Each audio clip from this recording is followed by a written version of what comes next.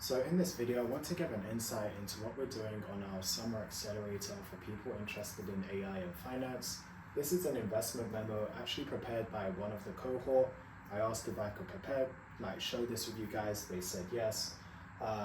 As part of the project, there's also simulations, modeling, and techno-economic modeling, and diligence packs. But this is just an investment memo, which is a summary of the investment. Okay, or the investment opportunity, which in this case is in the mining and materials sector.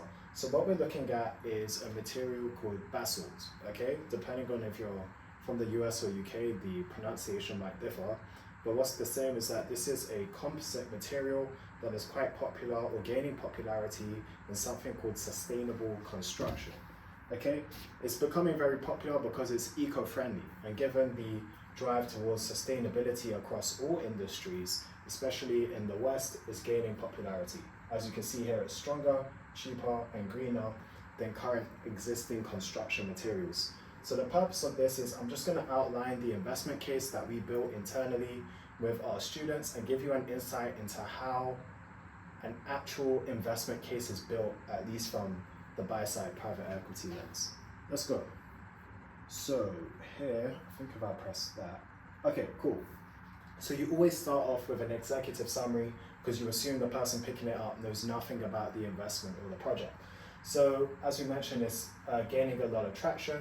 The market's valued, not a really big market, but 280 million, very high growth rate, 12%.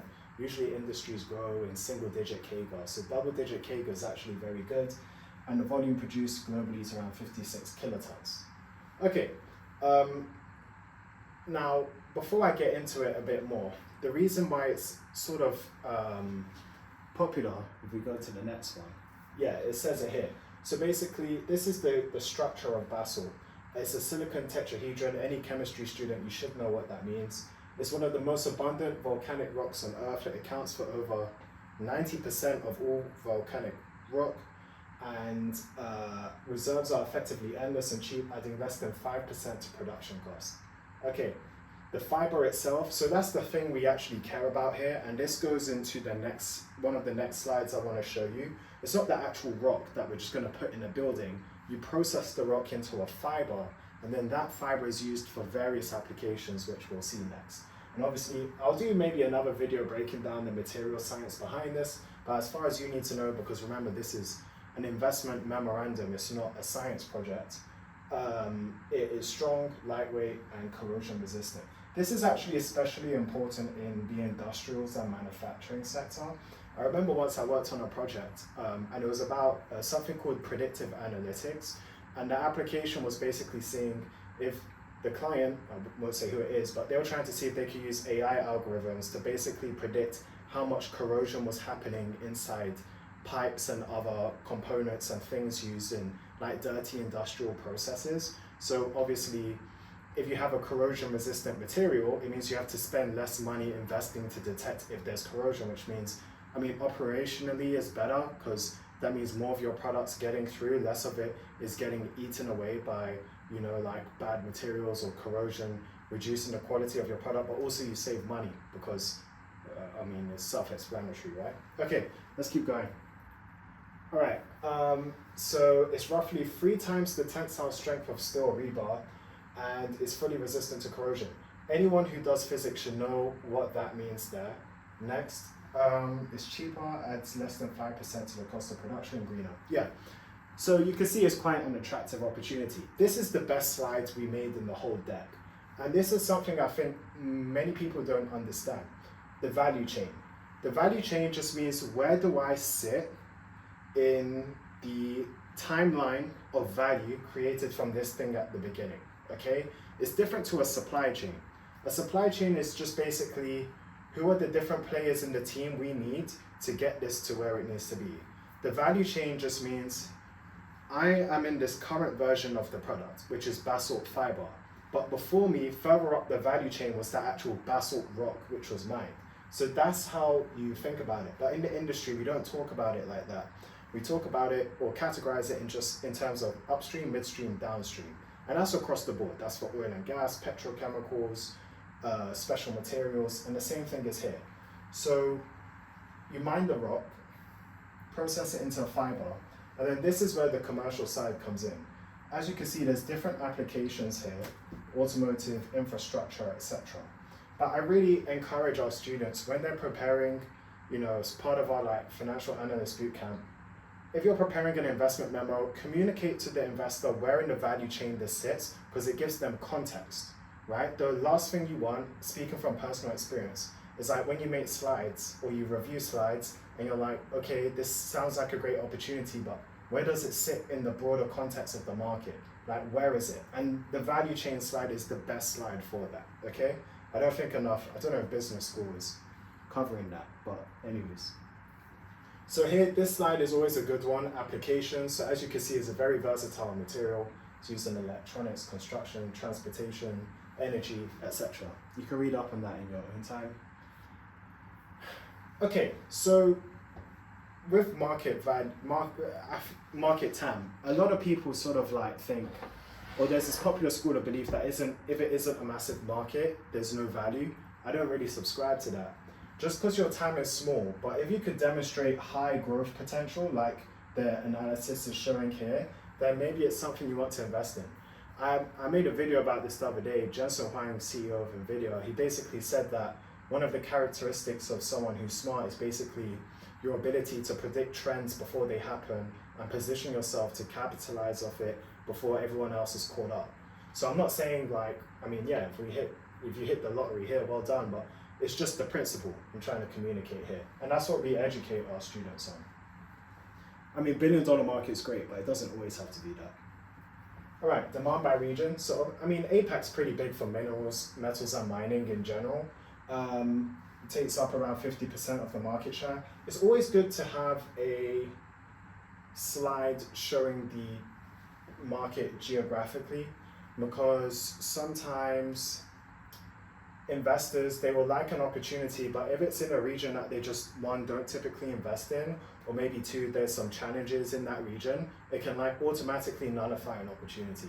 I remember there were several times we came across a good investment. I see why didn't we do it? And then there were so many other factors like geopolitics, etc., that come into play, security issues, getting your money in and out, or capital in and out of the country. There's so much things that go into it.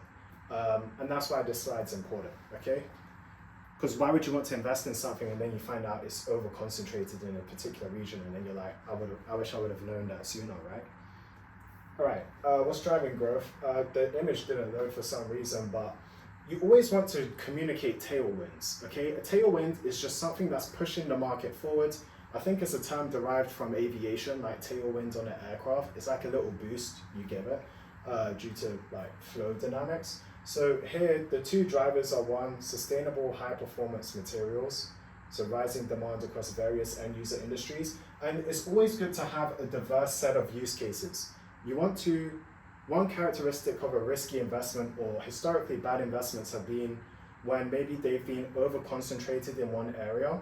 So that's called, actually it's not obsolescence risk, it's kind of related, but basically you want to make sure that if one of these industries crashes, your revenue doesn't crash. So it's called revenue risk, that's it.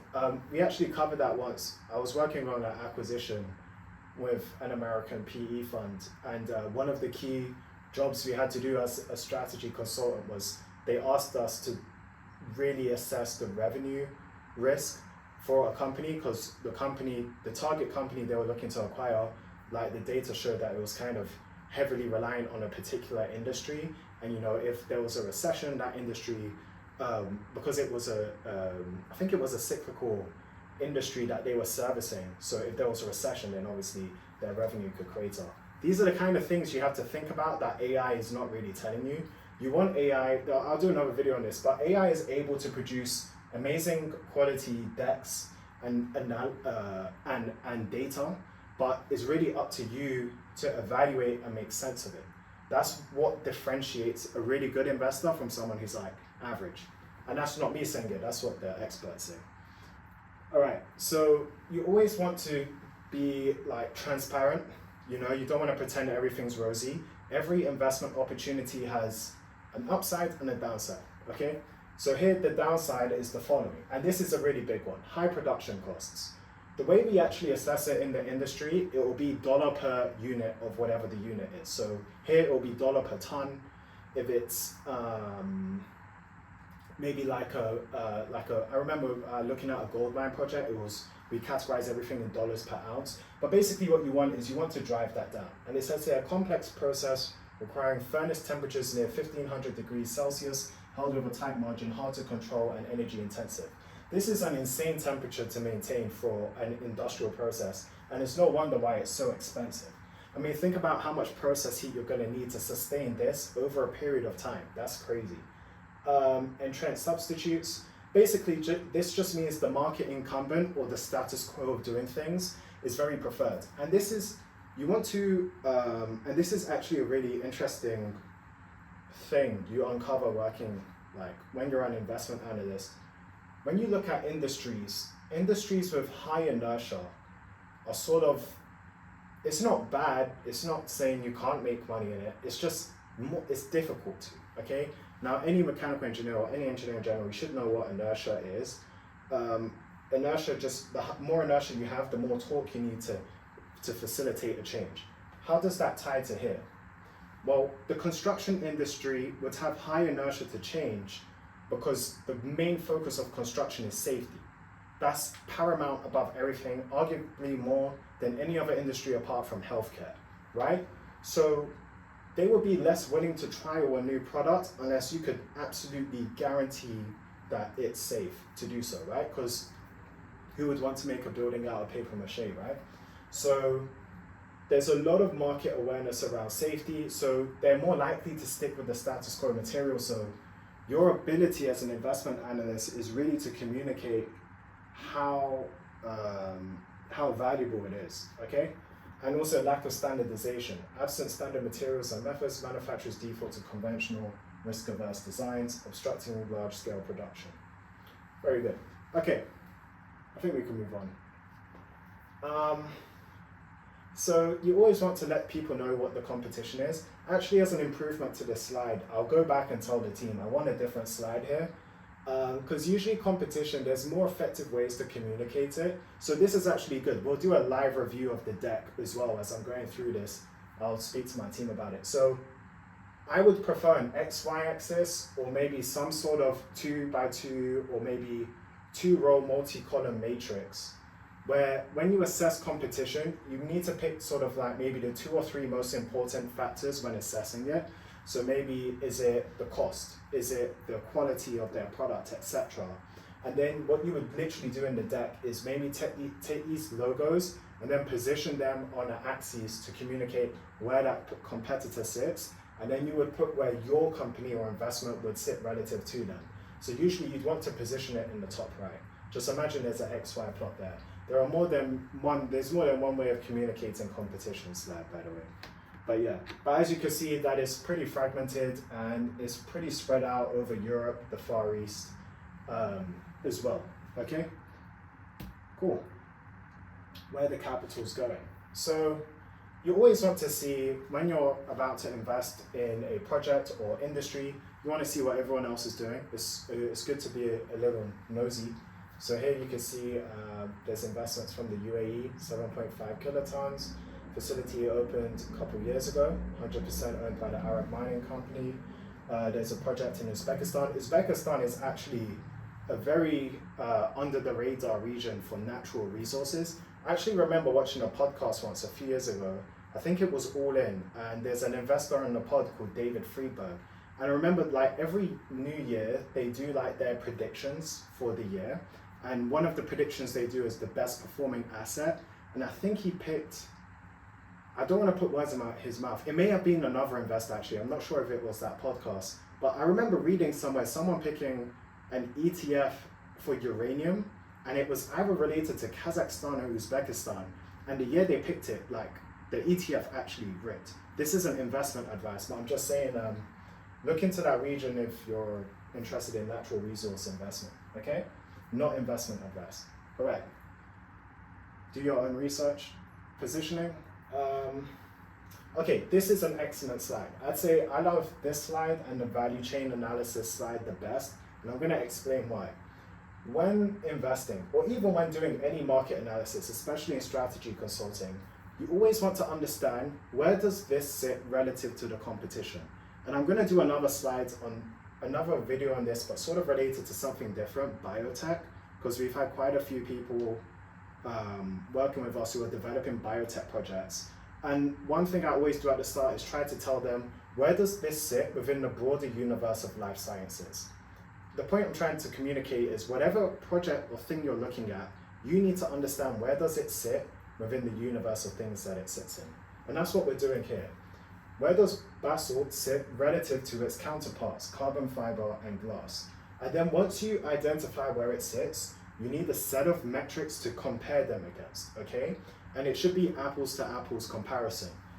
This is where the skill of, here in our AI accelerator, of building decision matrices in Claude is such a valuable skill.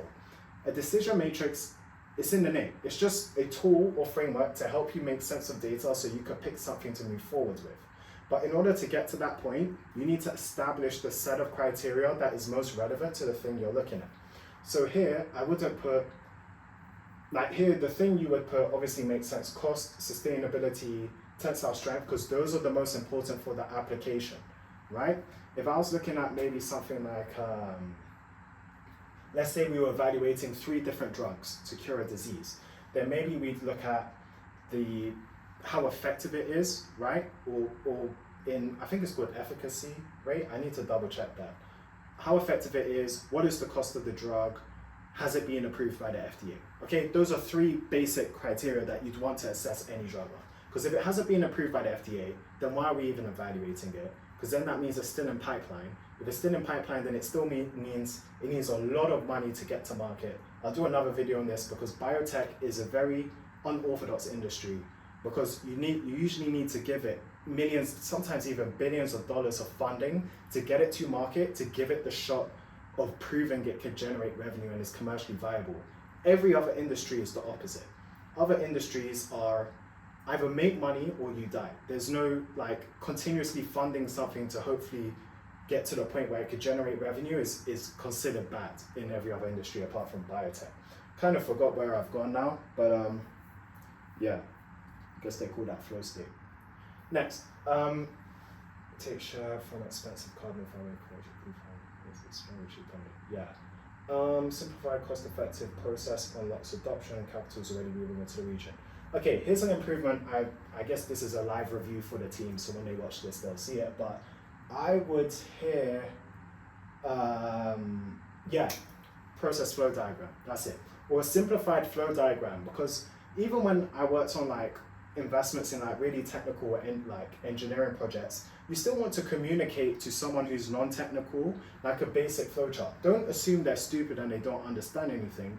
People are smart. So what I would do here is just have a horizontal flow chart, maybe saying like, mine the rock, process it through some facility, react it with another chemical to purify it, etc. Just a simple block diagram. Because here, the reason I'm doing that is because it's talking about a cost-effective process, but it hasn't been communicated visually. That's another good example of a good analyst is someone who can recognize that, right? Next steps. Yeah, you always include this at the end. Usually, obviously here, like, there is no investment committee, but assuming there were, next steps would be probably, say, signing a term sheet or a letter of intent, which basically just means we're not going to give you the money, but we're going to think about giving you the money. So take this sheet of paper as some sort of goodwill that we may give you the money, but we need to double check that things are the way they say they are. That is a very crude, simplified explanation of what a term sheet or LOI is. Now I'll give you the proper explanation. Basically, for a project like this, it's probably going to be something called a project finance transaction. Project finance transaction is just when you have a combination of equity and debt capital to go do something. Because let's say it's like a $150 million project, right? Trying to secure $150 million of equity capital just purely is very difficult. So what you often do is a project finance will split it in like a 25 to 75% ratio. So 25% of the capital will come from equity investors, and the remaining portion will come from debt financing, either from banks or private credit lenders, etc. Now, when you go to a bank, this goes into I'll have to do another video explaining the whole process of getting a loan from a bank. Not a mortgage, like an actual 9-figure loan. They need some assurance that what you're doing is legit. So how does this come back to an LOI or term sheet? Well, one of the ways, when you first enter into talks with a bank, they don't just wire you 100 million overnight, or if they do, that's a very interesting bank. Before they could kickstart their diligence process, they need to say, okay, show me some receipts that this is worth committing our time to. That's what the LOI is for. So the LOI, letter of intent, could be from a set of customers, people who've said, listen, we know your plant isn't operational yet, but when it's operational, we, in a non-binding contract, will say, we'll give you this much dollars per ton of product, okay? The other type of LOI could come from an investor. So the investor would say, listen, I'll give you some of the initial seed capital for the project, and I'll sign off on this here, it's non-binding. So then you could go to the debt financiers and say, hey, look, we have these people who said they may be interested, can you guys think about giving us a loan? And I'm really going to drill home this point. Why is that relevant? Because if you're securing a debt financing package, what is the obvious thing here? You need to pay back that loan, right? The principal and the interest, if it's a project finance transaction, right? So the bank needs some assurance that you're going to give its money back. That assurance is from the equity investors or customers, right? Because one, when you're operational and you're going, when you're actually operating, ideally, if it's a good business, some of that cash flow will be used to service debt, right? And then over time, you should pay down the debt. Also, you're probably thinking, okay, that's the customer, but what about the equity investor? Why do you need a guarantee from them? Because if this is a project where it's not even operational, maybe they're still in the design phase, or they're still manufacturing it, it's not commissioned yet, there's still a risk of it not being operational and not being able to generate something called cash flow from operations to pay off its debt. So if it can't do that, the bank needs to say, okay, then your equity investors may be liable for that. And that goes into a whole world of signing lines of credit or collateral, which is a very convoluted topic. Not sure how we got there. That's it. Okay, let me know what other investment opportunities you'd like our team of in-house analysts as part of our summer bootcamp to look into. As you can see, we try to focus on real-world, tangible use cases. We don't want you doing vanity upskilling. If you're going to upskill, then it should be with a purpose of either one, you being able to secure a higher salary or an internship or a job by demonstrating you have what it takes, or you upskill with the aim of building a project that you can actually benefit from, so that you actually have equity in, so going to raise capital for it, etc. That's just a word of advice. Avoid aimless upskilling. Always upskill with some intention of how you're going to generate a tangible, monetary ROI on it, not a feel-good ROI. Two very different things that I don't think are talked about enough. All right, see you in the next one.